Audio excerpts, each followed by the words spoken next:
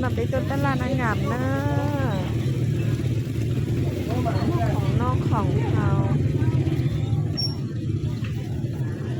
กินน้ำจ้องเตี้ย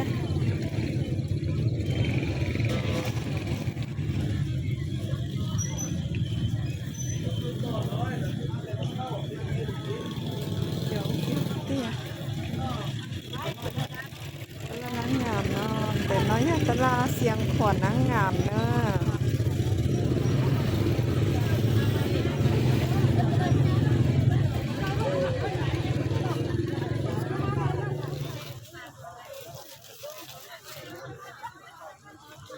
เจlà vừa cho nó bên non chứ mỏ sẽ tiếc nè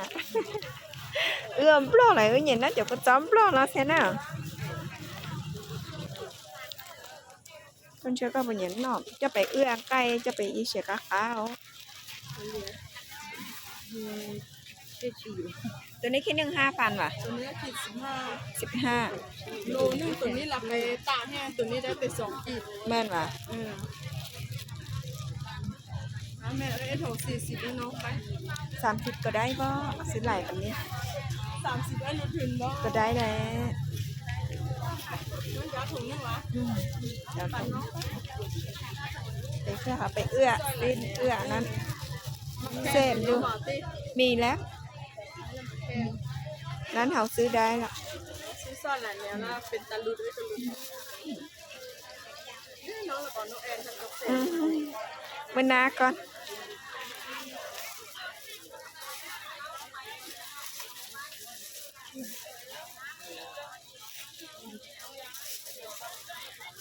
ปลาเค็มได้น้องเบาอ่ะ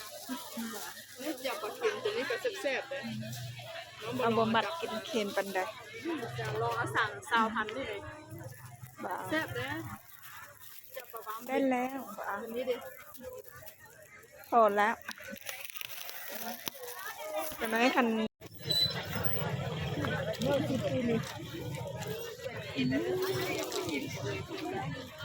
้วหม้อขนมหม้อหม้อนอหรือหม้อปลงย่อมา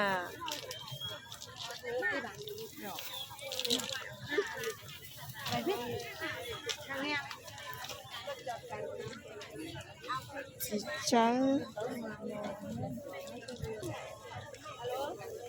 ไปนอนต่อมาชิเลียไปนอนเลยต่อเนาะไม่เกี่ยวไม่เกี่ยวก็ชื่อฮา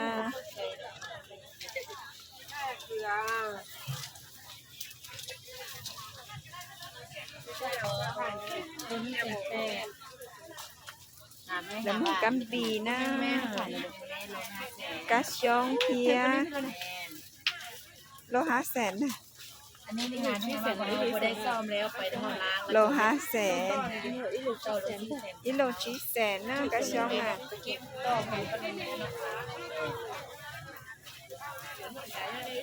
โลเท่าไหร่ก่อนตัวนี้400,000 สาวโล400,000 สาวตัวนี้ละ500,000ต่อด่านขายถึงแล้ว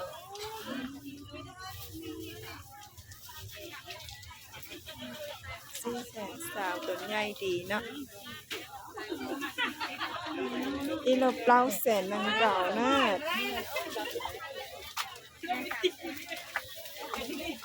กูจังจี้เราอยู่ไต้หวันมาแต่ชื่อlà làm chi nó rất phùa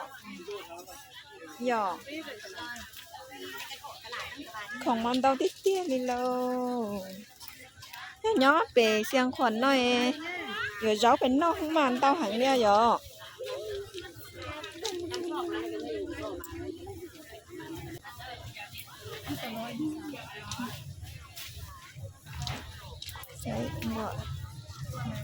nhân tình nó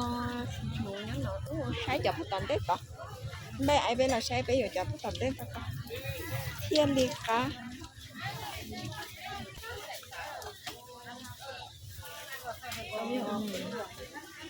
chật con chật tỏ lắm taoไข่โลเท่าไหร่นี่โลน้ำ140,000นี่มันใส่กับไก่บ้านของเราเห็นใหม่ทีนี้ใช่ใช่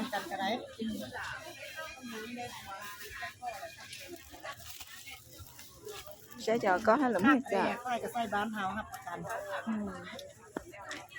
จักมะเขือซื้อ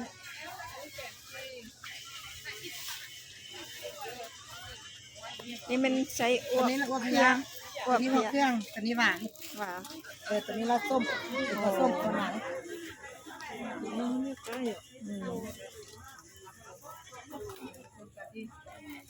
หลุดบ่ได้แล้วว่ะ รายแล้วก็กำไรน้อยๆนะเนี่ยเอาไปดีแล้วมันกำไรน้อยแล้วเครื่องวะ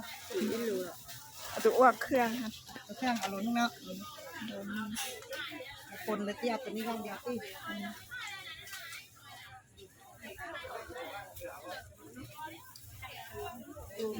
ที่ 2 โลก็รู้ได้นิดนึง หมูเขาเสียหมูเจ้าเก่า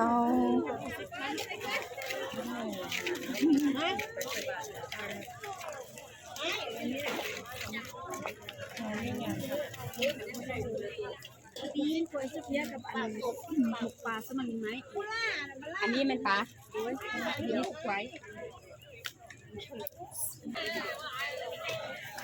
นี่เลยปลาตัว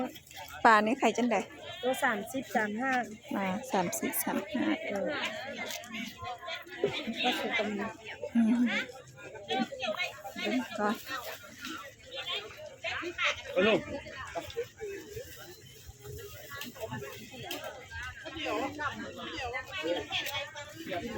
เจ็บกันเนาะ